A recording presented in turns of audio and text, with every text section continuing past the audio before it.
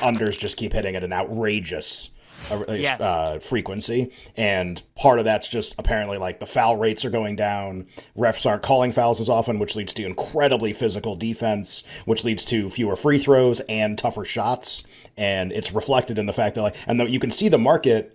Like, I have the market up for totals for tonight, and basically across the board from open, every total has been bet down to some degree, some more than others. The Sixers Nets total has been bet down 7 points, for example. Some of the other totals, like 1 point or 2 points. So, like, when this happens, it's not like there's no reaction. For people who haven't been following what's happening, unders are hitting, I think, at more than 70% since the All-Star break ended, which, again, has been like a couple weeks now. This is not some new development. It's been unders consistently. A lot of the talk going into the All-Star break had been about how scoring was like at a completely outrageous level, and most importantly, like, players drawing fouls was at an outrageous level. A lot of the coaches were complaining about it. Adam Silver, I think, got like a lot of griping with people. Joe Dumars, who I think is head of the Players Association, like there was a lot of noise that like you couldn't play defense. And I'm curious if there was like something during like a memo during the All-Star break, which essentially has like sent us back to the Stone Age from a scoring standpoint. So it's really interesting just like what has happened. And it's just like, so I think, if anytime you're in one of these crazy setups, right, where the same thing has been happening over, I guess it's true with golf with all the long shot winners too, same thing over and over and over again. Like, when do you hop in? Is it too late to hop in? Like, how would you know? And then, like, when do you want to play back the other way? And it's just, I guess you're not going to know until, like, we start to see unders stop winning, until we see the totals markets, maybe a lot less 240s and 230s, which we've had fewer and fewer of. It's always a tough thing, like when you have this outrageous consistent trend, and you kind of even know why it's happening. It's not happening. It's not random that it's happening. There's like some pretty clear statistics that show that the game's being called differently right now. But like, when do you think the market is properly adjusted for that? Always a really tricky thing. And I'm reminded of like this conversation we had in the first hour of the show about just this amazing unders run that's happening in the second half of the season since the All-Star break. And there's a lot of like, people have a lot of theories about why this is happening. Unders have hit like 70-75%, and they seemingly have no bottom, and like the totals just keep going down. Like a 215.5 in a Hawks game, a 215.5 total is like pretty crazy versus a couple months ago. Have you been in on this? Have you been like tracking this stuff? Have you been like thinking about why the unders have been hitting so much? Anything about what's been going on with totals the last couple weeks? Yeah, totals in the NBA are very weird. Kind of like you said, I think you look at the way, just in general, taking a very broad look, people look at the NBA, and the thing you hear about constantly is, oh, those guys don't play defense. There's no defense being played in the NBA, which I think is not the best point of view, but it's a very well-known and well-held point of view. So people see these totals, and they just hit the over. People love betting the over in any sport, especially the NBA, if they don't think any defense is going to be played. So I think we see the market kind of taking advantage of that a little bit. But I also think because we're in the middle of the season, towards the second half of the year, we could go to January, February, get into March. It's just a bit of a slog, and we have players and teams just kind of waiting it out, trying to just make it through healthy by the time the playoffs come around, and we see some chances and some teams who just don't play up to their offensive potential. There's also the kind of the seesaw effect, right? The past couple of years, we've seen offenses explode, and now we might be seeing the reverse effect of that, where the defenses kind of pick up on some things and make those adjustments. So the totals market for me has been really volatile. I'm not really sure which way to go a lot of the times, and I was a big team total guy last year. I was really good in the team totals and hitting them, but this year it's just been the complete opposite. It's really hard game in and game out to figure out how these teams are going to score, because at some points the defense does seem like it's taking over for a lot of these teams. The defensive intensity, defensive focus for a lot of these teams has come back somehow this season. Yeah, so what I did is I took all the managers in both leagues. So I, just made this data set, historical criteria, looked at some of the edge cases. Like, oh, that's weird. Why did that guy win when we thought they were going to be good? That doesn't fit with everybody else. And then you look it up and you go, oh, because there was a huge narrative push. And so you're going to have, in any coach of the year, you're going to have like two winners. You're going to have the winner that you could predict now at the start of the year. You could be like, I think that team's going to be way better, and I'm going to bet, I think the Tigers are going to be way better. I'm going to bet AJ Hinch to win Manager of the Year, and they're way better, and he wins. It's like everything functioning pretty normally.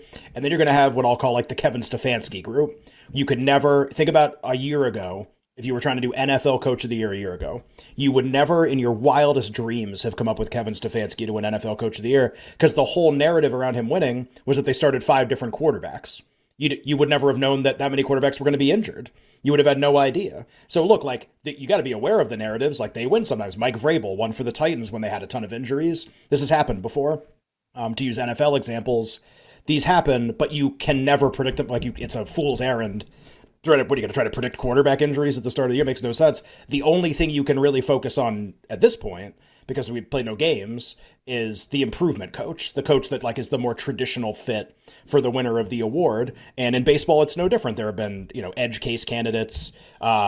There's Dave Roberts has actually won Manager of the Year before in the NL with the Dodgers. They were projected to win about 90 games. 89.5 was their win total. They won about that many, but he literally had more players on the DL than any team in the history of baseball. That's not hyperbole. They had more players. They had 55 players on the injured list.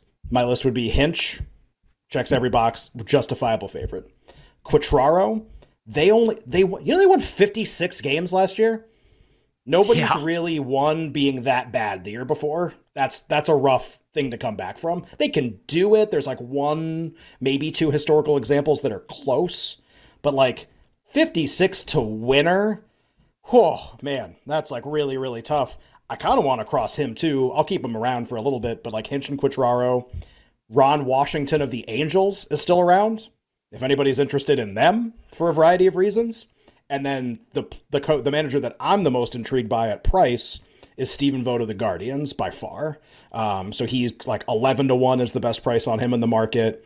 They won. Again, Frank Kona won this award like 78 times with this team, because it's basically like, well, they don't spend as much as everybody, but the Central's bad and they win it sometimes, and then he wins every time that's true. And obviously he's not there anymore, and there's a compelling narrative here. This guy played in the majors last year. Basically, he's 39 years old.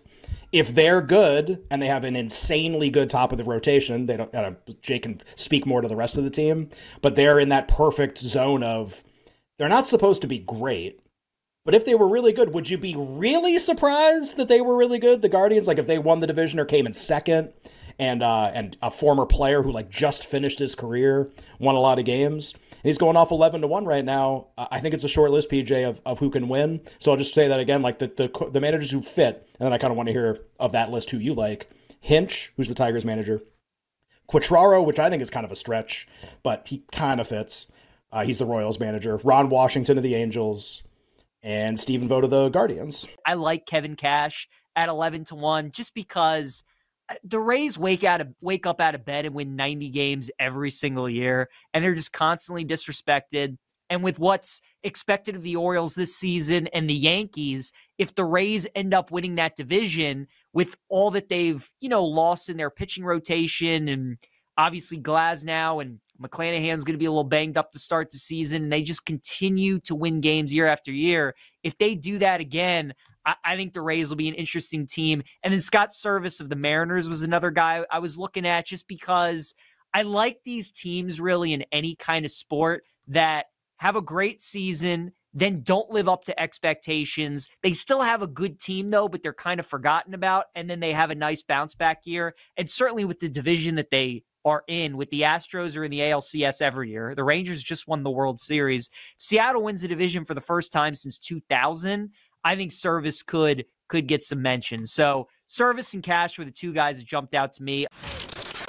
I'm looking at a bunch of these teams, and it's like Western Illinois is among the favorites. We got Little Rock in here. Moorhead's the favorite to read it all for people at -110. Little Rock's +225. UT Martin's at +400. Western Illinois at 10-1. And then you get into some long shots with Tennessee State 25-1, SIU Edwardsville 50-1, and Eastern Illinois at 100-1. Mike Brown doing a great job there with the graphics if you're watching on Stadium and Twitch, kind of highlighting it out for what the conference tournament is looking like in the OVC. So, Ken, interesting to hear your thoughts on this conference tournament and what you found. Yeah, it's interesting, right? So I think yesterday we were doing a ton of talk about historical parameters. Well, if you look at who tends to win this tournament, and, a lot of these tournaments have been held in the same place, and it's the same teams, and it's the same structure. It's at least happened enough that you can draw some conclusions about maybe something interesting this year in terms of how the tournament's being priced. So I think like if you want to bet into this market, I think you got some pretty good options actually, and I would go with the team that gets the double bye that would play them in the semifinals, which would be UT Martin at like a pretty big price versus the fact that they have a double bye. Little Rock's the other team that gets the double bye. 4-1 on UT Martin, and I think this is really straightforward. I think Western Illinois is like a little interesting too. They would play Little Rock in the semifinals, but the big argument here is just there's no super team. I don't think there's anything that close. I don't think Morehead State's that, and I think a lot of their recent results, they've lost to basically all of the other teams that we're going to talk about. There was not like a Colgate-like super team like we did with the Patriot League yesterday. So you're just pricing a lot of teams that are actually a little bit closer to each other than you'd think, and you're also pricing the double bye versus Morehead State having to play the extra game. I think you come out with UT Martin when you do that. I think it's actually, I think that's all it is. I don't think there's anything else going on here because this tournament's just going to become something, I think in the next 5 years, again, it could change again. It's just becoming something totally different than like what you and I remember, and I'm sure you did this too. I mean, like a couple of those like Belmont Murray State finals or like Murray State Morehead finals. I mean, those were like games of the week on championship when those teams would play. Like, I'm sure you have some memories from that. I do, Ken. There's one game vividly that I can remember. It was like either a 1 point or 2 point win.